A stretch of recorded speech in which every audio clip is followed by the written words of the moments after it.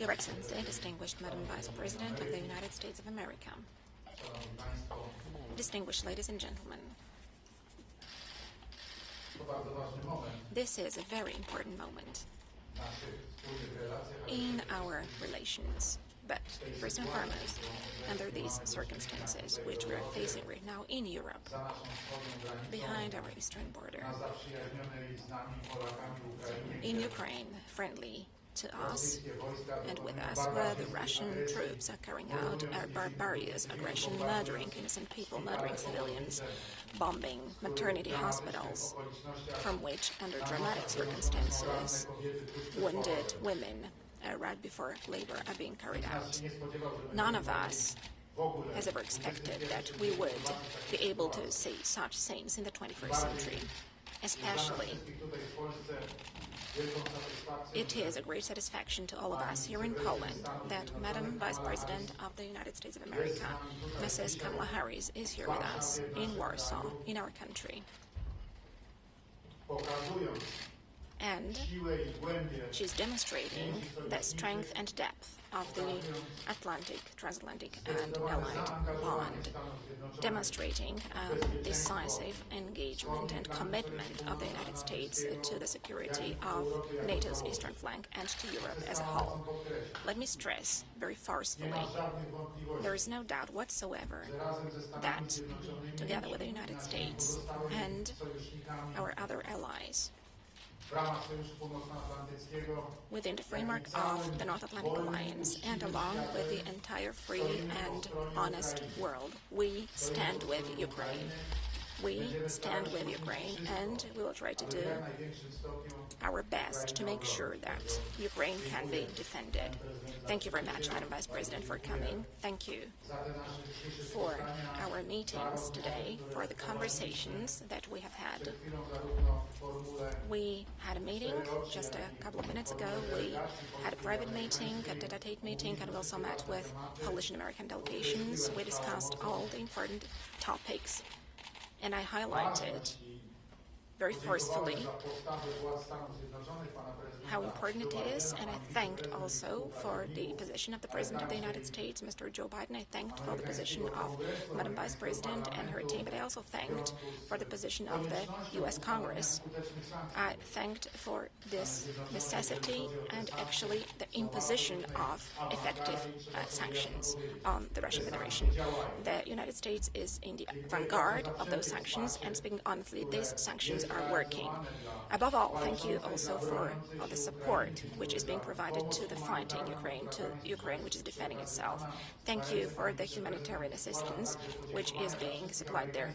And to you, Madam Vice President, I would like to thank for the involvement of all the organizations, of all the NGOs that are being involved in providing assistance, humanitarian assistance. Also, they are providing medical aid, they are providing equipment for children, for wounded, for the sick. My wife, Agata, is involved in this as well, and I know that in this respect she is in cooperation with various institutions from the United States. She is in contact with the First Lady of the United States, Jill Biden. I'm very happy that this Polish-American cooperation is developing, but I'm pleased that it serves to provide common aid to the fight in Ukraine and common aid to all those who are suffering, all those who need this assistance from us. And today I shared with Madam Vice President, I described the situation that we are facing. I said that today, for a number of days actually, we have been receiving refugees from Ukraine in Poland. This number is close to 1.5 million persons who have come to us, and I'm addressing my compatriots right now. I was proud to tell Madam Vice President that all those people have not been sent to any camps, any refugees camps. They have been accepted and received by Polish families in Polish homes. They are accommodated in Polish hotels, in Polish spa resorts, in Polish motels. Most often, however, they are accommodated with private people. They have been received by ordinary Polish people who feel in their hearts that they should extend a helping hand to the people in need. And I thank you so much for this to my fellow Polish people. This is a reason to be proud for us, for the Polish authorities, and I'm very, very much grateful to you for that. At the same time, I asked Madam Vice President for support, as it is quite obvious that such a huge refugee crisis is a surprise for Poland, and it is a complicated situation for Poland, for the Polish authorities. In the era of the crisis, the prices are growing, of fuel prices are growing, generally the prices are growing. That is why we do need this support, and I'm going to be hugely grateful for any form of support, because we have to survive this difficult time. And we have to do that by helping our neighbors, because that is extremely important right now. However, first and foremost, we discussed security issues. The presence of the Vice President here in Poland is yet another demonstration of U.S. presence in Poland. Next to the U.S. troops that we have here, next to U.S. defensive systems that are protecting our skies today and our land, we also have with us here today the political representation, the top-level political representation of the United States, led by Madam Vice President. And this is a very clear political message where most important things are happening today. On the global stage in Europe. We have to rescue Ukraine. All of us are acutely aware of that. All hands should be on board. Ukraine needs to be helped, and we have to stay united in that respect.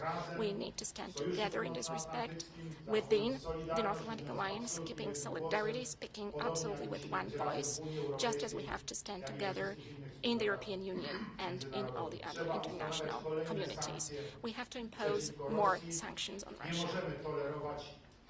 We cannot accept such military activities which bear the characteristics or the features of a genocide, because I don't think that anybody is in any doubt. If hospitals are bombed where pregnant women are staying, where children are staying, where ordinary people are killed, where bombs are dropped, when missiles are launched into residential houses, where there are no military installations, then this is an act of barbarity, bearing the features of a genocide. It aims at eliminating and destroying a nation. Hence, we have to stand and present a very tough stance here as representatives of the free world. And Poland stands here together with the United States of America, just like, I have no doubt about that, all our allies stand with Ukraine and all the honest authorities and states, especially democratic states. And at the end of our conversation, I mentioned the fact that we want to boost our security also on our own here in Poland, also thanks to the purchase of American equipment for our armed forces. There are already ongoing programs, such as Patriot programs, such as HIMARS program, the program of the purchase of F-35s, or the recently started program of the purchase of Abrams tanks for Poland. I asked Madam Vice President that those programs should be accelerated as far as this is possible, because we want to provide this state-of-the-art equipment to our armed forces as soon as possible. If there is such a need, I think everybody can see that. We do not need to comment on this situation. We are able to witness the dramatic scenes unfolding in Ukraine. Every day in the media you can see those horrifying scenes, but at the same time we're able to witness the huge heroism and incredible determination of the Ukrainian people. And we stand at the side of the Ukrainian people. We're going to support them with all our strength,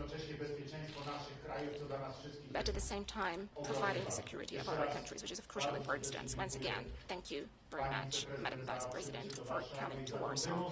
Thank you for this demonstration that we stand together and that we are a huge Euro-Atlantic community of freedom and security. Thank you. I'd like to give the floor to Madam Vice President of the United States of America, Madam Kamala Harris. Thank you, President Duda, and for the warm welcome under unfortunate circumstances, given what is happening in Ukraine, our friend. But I thank you for the warm welcome and for the very constructive and productive conversations we had today as part of our ongoing dialogue and friendship that spans generations. I would like to also speak directly to the Polish people. I have shared with your president that under his leadership and your leadership has been extraordinary. The world has been watching Poland, Mr. President, your leadership and the leadership of the people of your country. And we've witnessed extraordinary acts of generosity and kindness. We have seen through images on the television, looking at images of ordinary people doing extraordinary things in support of the dignity and the well-being of perfect strangers. So I first and foremost want to express the thanks for the people of the United States, to you, Mr. President, on behalf of our President, Joe Biden, and to the people of Poland for what you are doing every day. It really represents the best of who we are.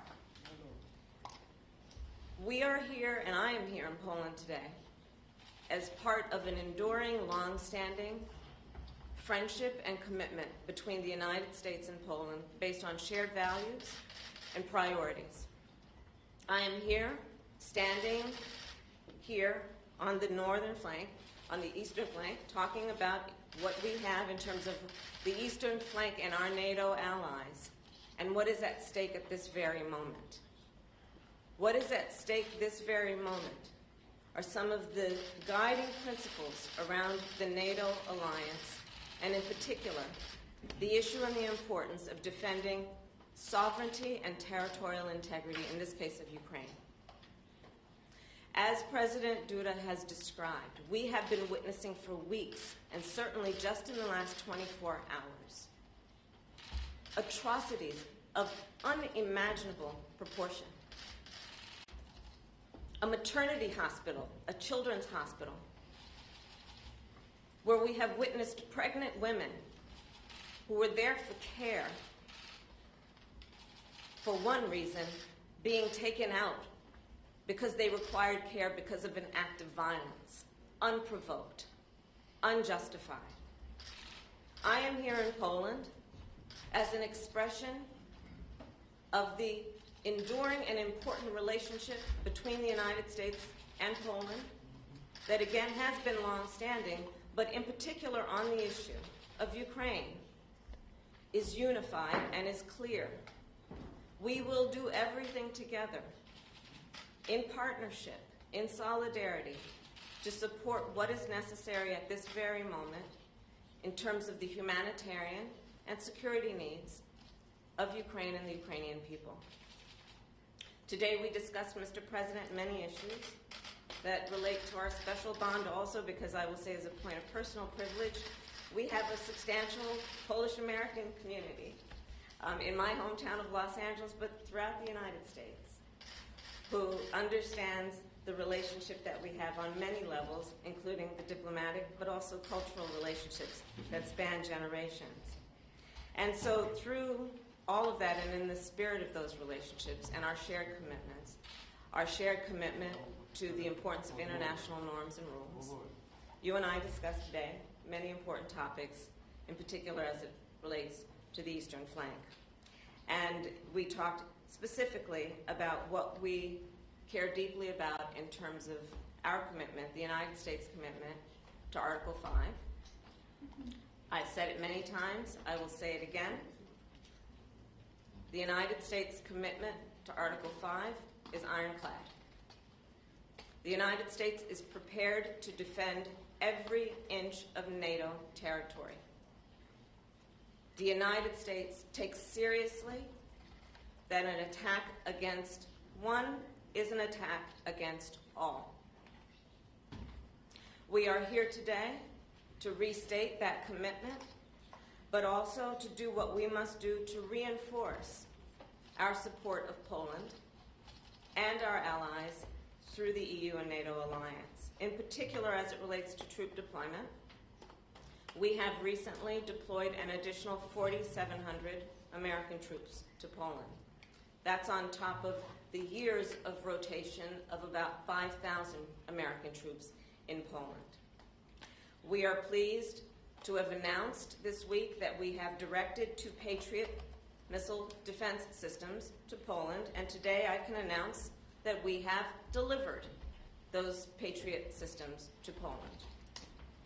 We do this as a reminder and as a demonstration of our commitment to the security of our allies and our commitment in particular to Poland at this moment in time.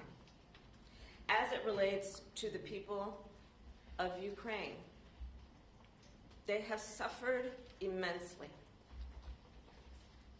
When we talk about humanitarian aid, it is because, yes, the assistance is necessary, but what compels us also is the moral outrage that all civilized nations feel when we look at what is happening to innocent men, women, children, grandmothers, grandfathers, who are fleeing everything they've known.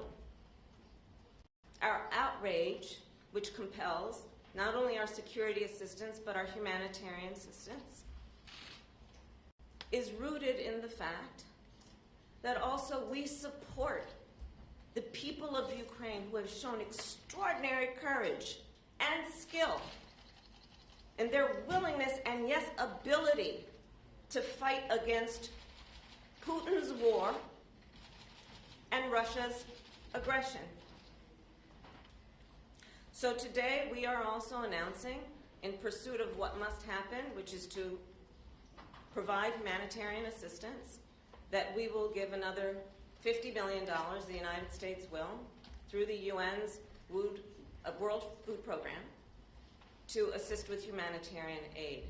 The President and I also talked about the fact that, as he mentioned, Poland has taken, in just a very short period of time, in excess of 1.5 million refugees in from Ukraine. And that has put an extraordinary burden on Poland and the people of Poland. And so we will continue with the support that we can give you, Mr. President, in terms of the work that you and the people of Poland have been doing to bear this burden, but in a way that really has been with such grace and such generosity. We also are pleased to have shared with the President what our United States Congress has done, which is there is a commitment now of $13.6 billion in humanitarian and security assistance that will be then distributed and shared with Ukraine and the people of this region and Europe. All again understanding that this moment in time requires both a humanitarian response as well as security assistance. And today I'm also pleased to say that we are in ongoing discussions with Poland and our allies about the effectiveness of sanctions thus far and going forward. As we have announced in the United States, we have, through the United States Department of Justice, started a task force to do what is required and necessary and appropriate in terms of investigations as it relates to any criminal activities and behaviors on behalf of institutions and individuals, including oligarchs. We talked, the President and I, about the effectiveness of the sanctions we've seen thus far in terms of the courage and the bold action that has been taken through the NATO alliance to do what is necessary to send a clear signal that there will be, as we promised, severe cost and consequence for Russia's aggression, to the point that we have now seen a free fall of the ruble, to the point that we have now seen that Russia's credit rating has been rated as junk, and what we know to be real economic consequence to Russia because of Putin's war. As you know, the President of the United States also made the decision to do what was necessary in terms of the purchase of Russian oil in the United States. Again, we will continue to focus on this issue, keeping in mind that this is a moment that requires severe and swift consequence for Russia's aggression against Ukraine. And I'll close by saying what we say every day for these last weeks, which is we stand with the people of Ukraine, that we admire their courage, and that we are aligned in our support of their sovereignty and territorial integrity. Thank you, Mr. President. Mamy czas na pytania dziennikarskie. Proszę o zadanie pytania panią Jacqueline Skowrońską z TVP. Madam Jacqueline Skowrońska from the Polish television. My name is Jacqueline Skowrońska. I represent Polish television. I would like to ask my question to both Madam Vice President and Mr. President. In what way has this brutal attack of Russia against Ukraine impacted Polish-American relations? Anthony Blinken, State Secretary, during his last visit to Poland, was saying that the Polish-American friendship has never been so strong in history as it is now. Is it going to translate also on the permanent military presence of the United States in Poland? Thank you very much. It cannot be said too frequently or strongly enough. The relationship between the United States and Poland is a deep, enduring, and strong one, and dare I say, has become even stronger when we have been faced as a world with such adversity. I think we all know, even in our personal lives, adversity really, truly can present the real measure of an individual or a relationship. And what we have seen, without any doubt, is that this friendship and relationship between the United States and Poland is a strong one. Szanowni Państwo, Ladies and gentlemen, odpowiadając na to pytanie, answering your question, trzeba byłoby sięgnąć trochę głębiej. I would need to go a little bit back into history, deeper into history. Let me put it in the following way. When Swoją służbę I started my service jako prezydent as President of the Republic of Poland w 2015 in roku 2015, doskonale zdawałem sobie sprawę z I tego, was że perfectly aware of the fact that agresywna Rosja, tak jak an kiedyś aggressive mówił Russia, pan prezydent Lech Kaczyński like w 2008 President roku, Lech Kaczynski was nie saying in poprzestanie Georgia in 2008, tylko would na not ataku stop only w 2008 roku na Gruzję i w 2014 attacking Georgia in roku na 2008 część and Ukrainy. attacking part of Ukraine in 2014. I knew that this appetite, Imperialny będzie this się imperial pobudzał, appetite jak świat will będzie na to grow reagował.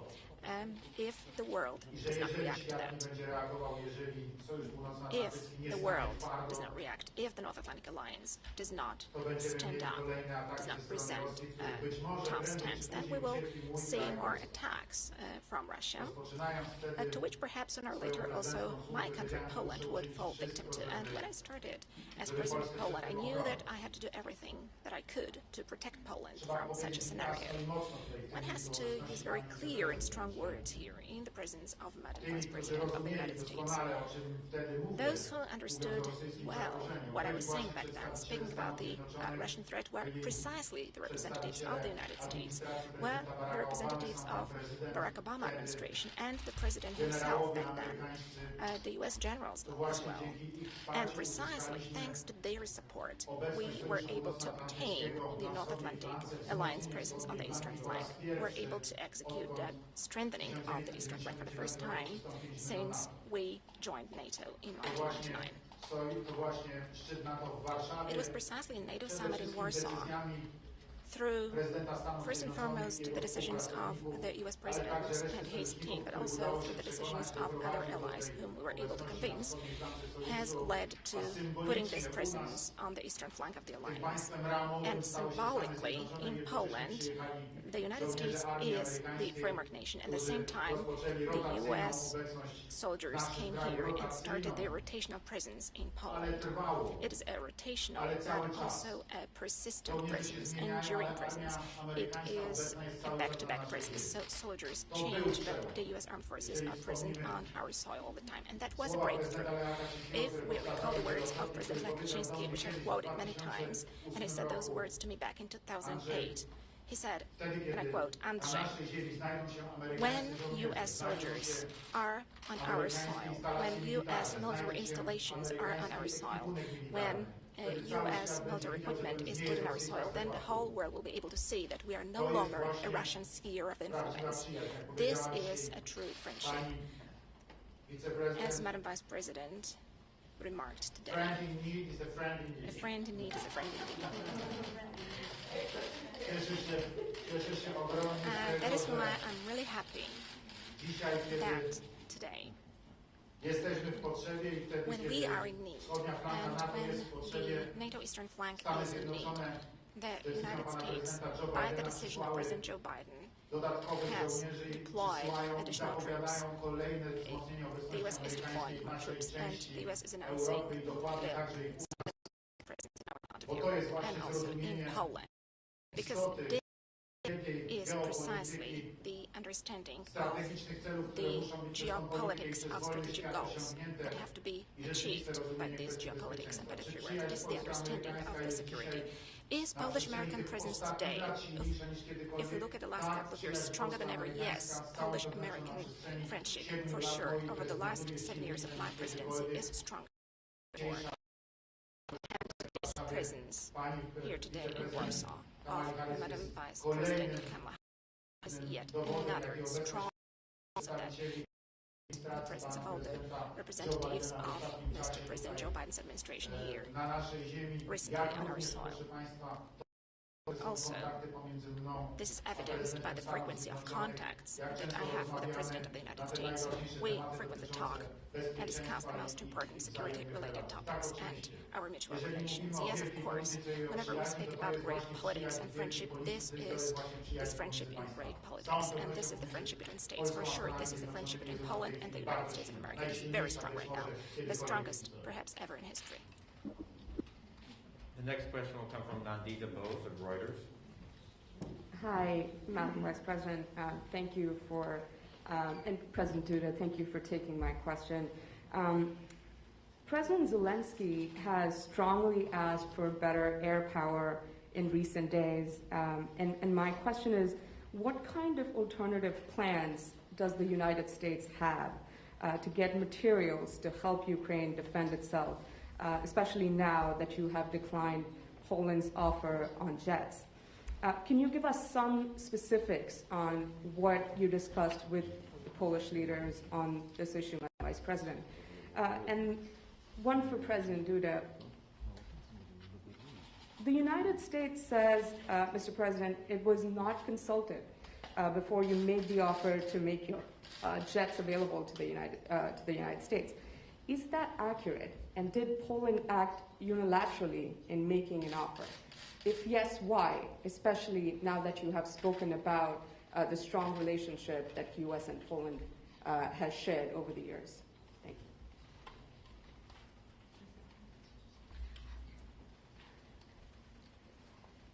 I want to be very clear. The United States and Poland are united in what we have done and are prepared to do to help Ukraine and the people of Ukraine. Full stop.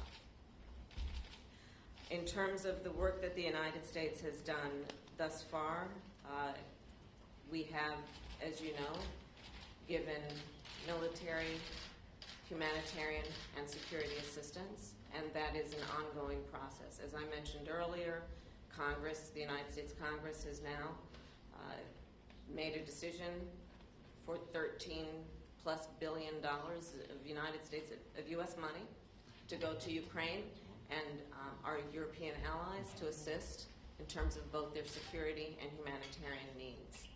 We have also just this past week given $240 million in security assistance delivered to Ukraine, and that's on top of the $1 billion in just the past year that we have sent to Ukraine. I can tell you that the issue facing the Ukrainian people and our allies in the eastern flank is something that occupies one of our highest priorities in terms of paying attention to the needs, understanding it is a dynamic situation and requires us to be nimble and to be swift. I mentioned being swift in terms of accountability and consequence. We also fully appreciate we must be swift in terms of providing assistance where we can be helpful, and we will continue to do that.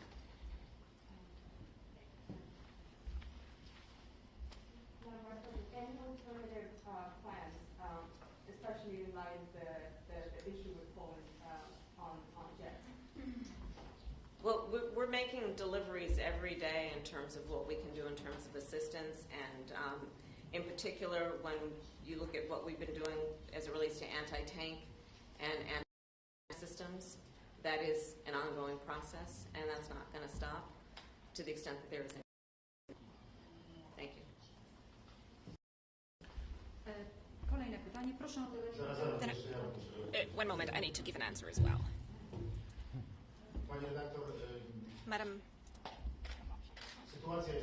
that situation is extremely complicated because we are all seeing that there is a fight going on in Ukraine for independence, for sovereignty, for freedom, and for survival. And support with all the strength we have the people of Ukraine. It is not only the military, also the people of Ukraine have taken to arms to defend their homeland. It is not only men, it's also women who fight on the front line with men in order to defend their country.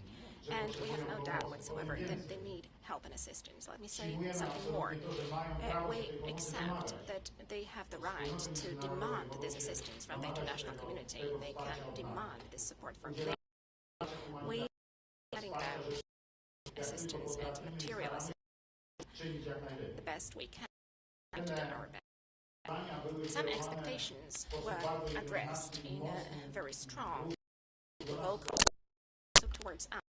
Poland, we members of the North Atlantic Alliance, and security-related issues are concerned, we have to look at these not only through our own lens, so the president of Poland, but we also have to adopt the perspective of the security of NATO as a whole. In a nutshell, we have to be a member of the North Atlantic Alliance. That is why there were requests addressed to us. Those requests were addressed to us by the Ukrainian side and also to a certain extent by the media. We behaved in such a way as a reliable member of NATO should behave. A member of NATO who does not want to expose NATO to any difficult situation. On the other hand, we as members of NATO also wanted and want to look for ways of support for the fight in Ukraine. That is why we formulated a statement together with the Polish government, so myself as president together with the Polish government, and this statement, this declaration was announced by the Polish Minister of Foreign Affairs.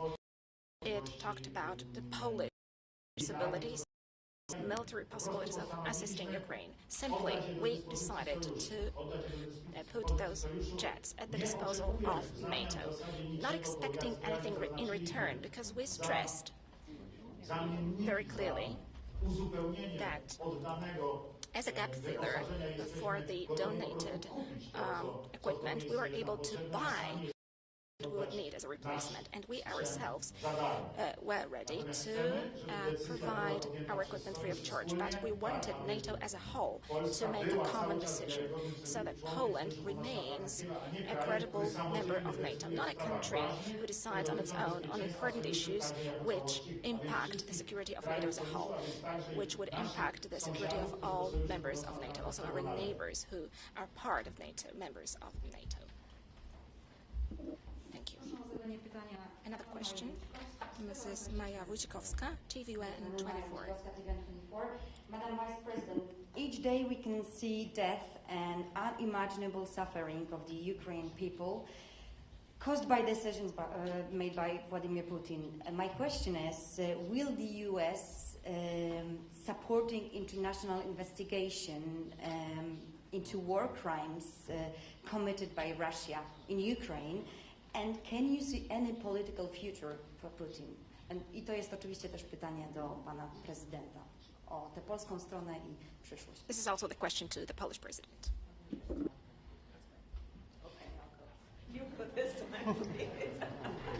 Jeżeli pani...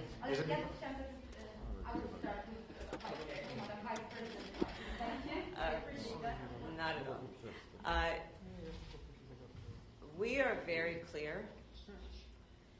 The NATO alliance is stronger and Russia is weaker because of what Putin has done. That is very clear to us. And when it comes to crimes and violations of international norms and rules, We are also very clear that any intentional attack on innocent civilians is a violation. The UN has set up a process by which there will be a review and investigations, and we will, of course, participate as appropriate and necessary. But we all watched the television coverage of just yesterday. That's on top of everything else that we know and don't know yet, based on what we've just been able to see. And because we've seen it or not doesn't mean it hasn't happened. But just limited to what we have seen. Pregnant women going for health care, being injured by, I don't know, a missile, a bomb, in an unprovoked, unjustified war, where a powerful country is trying to take over another country, violate its sovereignty, its territorial integrity, for the sake of what? Nothing that is justified or provoked? Absolutely there should be an investigation. And we should all be watching. And I have no question the eyes of the world are on this war and what Russia has done in terms of this aggression and these atrocities. I have no doubt.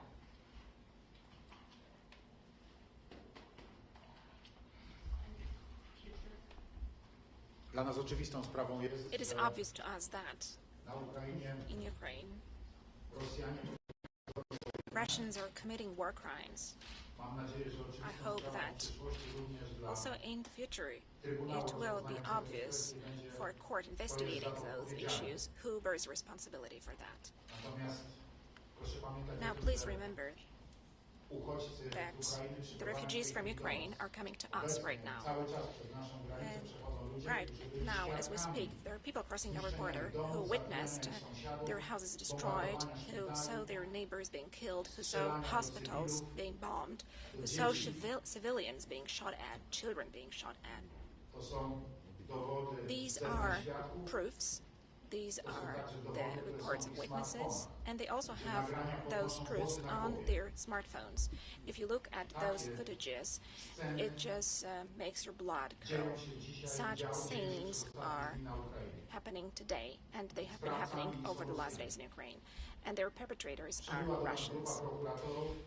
A group of prosecutors has come to us, delegated by the court, to look at the facts of this case. They are collecting evidence. We, as Poland, Ze wszystkich swoich możliwości staramy się umożliwić try as much as we can to give them the best possible conditions for work and to fulfill this very difficult task. Let us remember, the witnesses are here. There is a lot of evidence, the footages, as I mentioned. We have those proofs, the evidence, all of that is being collected. The work is ongoing, and I do believe that it is going to result in very serious indictment acts. And I do believe that the war criminals will be sentenced, those responsible for the war that is happening in Ukraine right now as a result of this Band-Aid Russian assault. And the final question will be from Asma Khalid of NPR. Thank you. Thank you, Madam Vice President. I wanted to ask you about some reporting that my colleague here in Poland noticed. He recently spoke with the mayor of the largest border town, who told him that the refugee system is essentially not set up for this, that it will collapse. It's an improvised system that can work for maybe 2 weeks, but not indefinitely. And I'm wondering what the United States is going to do more specifically to set up a permanent infrastructure. And relatedly, is the United States willing to make a specific allocation for Ukrainian refugees? And for President Duda, I wanted to know if you think, and if you asked the United States to specifically accept more refugees. Okay. A friend in need is a friend in need. Okay, so this time. Szanowna Pani Redaktor, sytuacja jest bardzo Madam, trudna. the situation is very complex. This is what I was saying today, and I discussed this at length with Madam Vice-President Kamala Harris. I said in a very blunt way that today we are seeing a refugee crisis It is unfolding because Poland is still able to receive, it is all the time able to find the accommodation for those people who are coming to us all the time. But we have got almost 1,500,000 people who have come to us over the last couple of days. So it's been 10 days. We have received more than 1 million people within 10 days. Never before have we witnessed such a situation. So this is something totally new to us. And we are grappling with this huge challenge. Our entire society is facing up to this challenge. I have already expressed my gratitude to the Polish people for their wonderful position in this very difficult situation, but they are so open-hearted. But we are aware that the problem is growing and that this problem is increasing. We have to somehow handle it, and we do not have the experience. Therefore, yesterday I had a long conversation with Mr. Antonio Guterres, Secretary General of the United Nations Organization, and I flagged out that problem to him. I described him the situation, how it looks, how it develops. I described to him the reaction of the Polish society, of the Polish authorities, how we have been handling with this problem. But I told him that unless we receive international assistance, then, given further influx of refugees to Poland on this scale, this will end up in a refugee disaster. And I asked for help, both the material assistance, financial assistance, so that we are able to solve this in Poland. I also asked for expertise, for the know-how, because the UN has got experts who have seen a multitude of crises of this dimension, and I'm sure that they have worked out methods of how to handle it, and I'm sure they know how to solve the problems which ensue due to such a crisis situation. And this is something that I described in details also today to Madam Vice President. I said that the assistance of the United States in that respect is invaluable to us, and we would be very much grateful if we could use this assistance as soon as possible. Furthermore, we discussed the refugees from Ukraine who have got relatives and families in the United States and who would be willing, at least for the time when the war is still waging, they would like to visit those families, to stay with their families in the United States and to wait until the war is over and then come back to their homes. I asked to speed up and simplify the procedures for such people, the consular procedures to be simplified for those people who would like to leave for the United States, to give the opportunity to these people to see their families as soon as possible, to be reunited with their families, to help them to survive this time. So we are acting and we are looking for international support because indeed the vast majority of Ukrainian refugees are coming to our country. Frankly speaking, that is because, first of all, we are a big country, and also the material status of an ordinary citizen of Poland is for sure much better than the material status of the living conditions of an ordinary Ukrainian citizen, although we are not among those wealthy countries of Western Europe, but our living standards have increased over the last couple of years in Poland. But they are coming because I believe that also it is their belief that thanks to the presence of NATO armed forces, thanks to the presence of our allies from NATO, from Canada, from the UK, from Romania, and from other countries whose soldiers are deployed in Poland, they believe that Poland, due to that presence, is a safe country, a country which is not going to be attacked, a country where you can safely wait out this difficult situation. As the President said, we did discuss this issue, and I started by thanking the President and Poland and the people of Poland for what they've done. And I will restate what I said earlier this afternoon. They've shown extraordinary generosity and kindness and courage. And there have been some here who have relatives who have arrived from Ukraine, but I think there are many more who are taking in perfect strangers with barely a lot to give, but giving a lot nonetheless. So we recognize that, and we recognize the burden that it places on the government of Poland, on the President, and the infrastructure of this country. When you look at, as the President said, over 1.5 million people coming within 2 weeks virtually. Unprecedented if you track and look at refugee flows over the history of time from regions of conflict.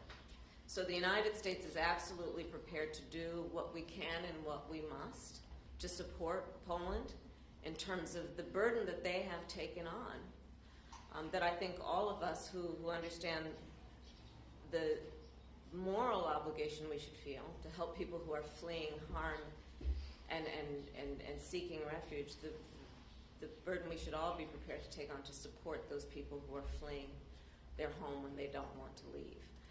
In terms of what we are doing in the United States, we will then take this in terms of what we can do to support and look at those Ukrainians who want to come to the United States. What we are seeing thus far is large parts of that population who are fleeing Ukraine who desire to stay in Europe. You probably know that we have made a decision as it relates to TPS, the temporary protected status.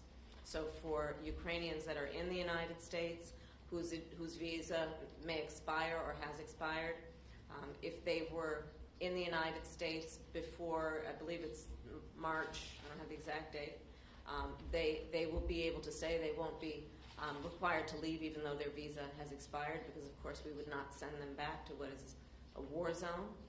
And the bottom line is that I have stated the position to the President this afternoon. As we have said many times through our work collectively in the UN, through NATO, we will support Poland in terms of the burden it is facing and our collective responsibility to ensure the safety and well-being of these refugees.